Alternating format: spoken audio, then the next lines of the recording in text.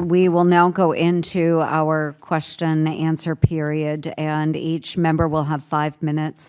I now recognize myself for 5 minutes of questions. And Ms. Dula-Bruyere, let's start with you. I was a proud leader in the creation of a new foreign ties due diligence process for SBIR in 2022. My Innovate Act would create a clear and consistent definition of foreign risk to improve agencies' analysis of adversarial threats.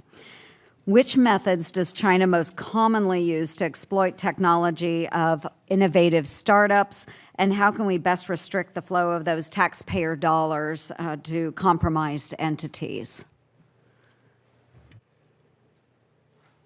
Thank you for that question. I obviously can't answer without first prefacing that China has an immense arsenal and it's adaptive. So when we put up protections, China tends to find or try to find ways around them. That said, common methods include first investment, including both directly via Chinese companies and funds and indirectly as, for example, limited partners in U.S. funds.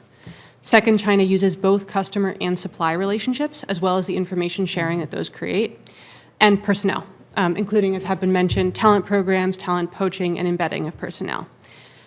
Protecting against this requires top-down measures from Washington and also expectations put on companies that are receiving federal funding.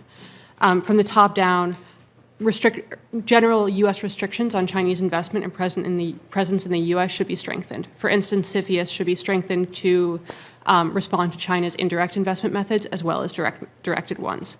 But also, federal funding mechanisms like the SBIR program should include due diligence requirements. And those due diligence requirements have to be best in class, and they have to be updated for the realities of China's adaptive and indirect ways or means. It's not enough to say what's first-level ownership or what are direct investments coming into a funded entity.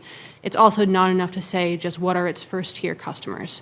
Due diligence has to look at the indirect investments. It has to look, for instance, at customer as well as tiered down suppliers. And due diligence processes have to be adaptive or proactive so that they're looking at what China is going to be doing next, not what it's already doing. These should be the case. They're largely not in the due diligence approaches and ecosystems that exist, so that has to change. And then also from the bottom up, companies that are receiving federal funding should be expected to be doing and refreshing their due diligence throughout their lifespans. So that should include looking at who they're taking money for and really vetting that for Chinese ties, who they're supplying to, who their customers are, who their partners are. There should be no entity, whether a research university or a two-person startup in a garage that's getting U.S. federal funding that's also partnering with Chinese entities. And that should be fundamental, and the penalties should include clawbacks because there has to be an actual risk in there. No, thank you. And that was very good. A lot of solutions just in that one answer. So I appreciate that.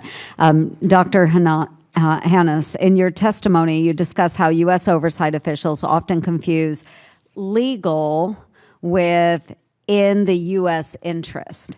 Can you elaborate further on how to get our federal officials to stop awarding taxpayer-funded grants and contracts to companies that have clear ties to CCP espionage?